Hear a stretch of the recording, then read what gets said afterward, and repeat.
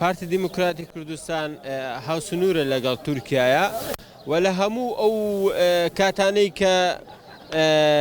پارتی دیموکرات کەوتۆتە کێشەوە لەگەڵ لە ناوەخۆ بە تایبەتی هەمیشە تورکیای بەکارهێناوە بۆ مانەوەی خۆی. من پێم وایە پارتی دیموکراسی کوردستان وا ئەڕوانێ ئەگەر تورکیا نەبێت خۆی لێ ناوەچێ. طبعا ئەمە بۆ خۆی پرسیارە لەگرێ بۆ وایە لەبەرەوەی هەستەکەم یعنی زیاتر پشتی بە دەرەوە قایمترە لەوەی بە هاوڵاتی خۆی و بە تاچی کورد ئەمە کۆتایی پێدێ ئەکرێ لە ماوەیەکە ئەمە سەر بگرێ ینی بەڵام ئەمە بۆ هیچ هێزێک ناچێتە سەر ئەکرێ چونکە هەر هێزێک کە پاڵپشتی بە خەڵکی خۆی و جەماوەری خۆی نەبێ لە کۆتایی ئەکەوێت بەڵام زوو درەنگ ئەمە کاتیەوێت. دیارە لەشکرکێشی تورکیا بۆ سەرخاکی هەرێمی کوردستان جاری یەکەم نییە بگرە سەدان جار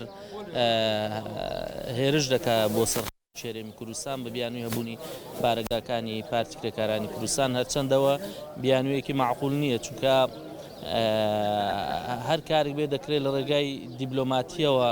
لە ڕێگای حکوومەتی عراقیەوە ئەم بابەتانە چارەسەر بکەن. هێرشی ئێستای هێزەکانی تورکیا بۆ ناوچەکە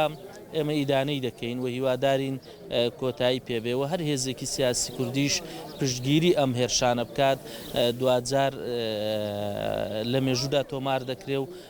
باجێکی قورس دەدا. بۆیە هاوکاریکردنی تورکیا بۆ هێرشکردنە سەر هەرێمی کوردستان لەلایەن هەر هێزێکەوە بێ کارێکی ناشایستە و کارێکی نانەتەوەیانەیە بگرە لانی دەسەڵات کە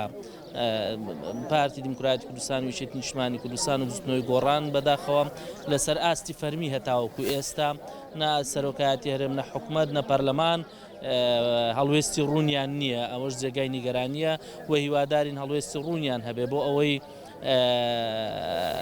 تورکیا سنوورێک بۆ دەستدرێژەکانی تورکیا بۆ سەرخاکی هەرێمی کوردستان دابدرێت نەگەوەی ئەگەر بێدەنگ بین مانای ئەوە دەگەێت ئەوان بەشێک دەبن لەو دەستدرێژیانش ئەوەش خزمەت بە هەرێمی کوردستان ناکات لە هیچ ڕوویەکەوە.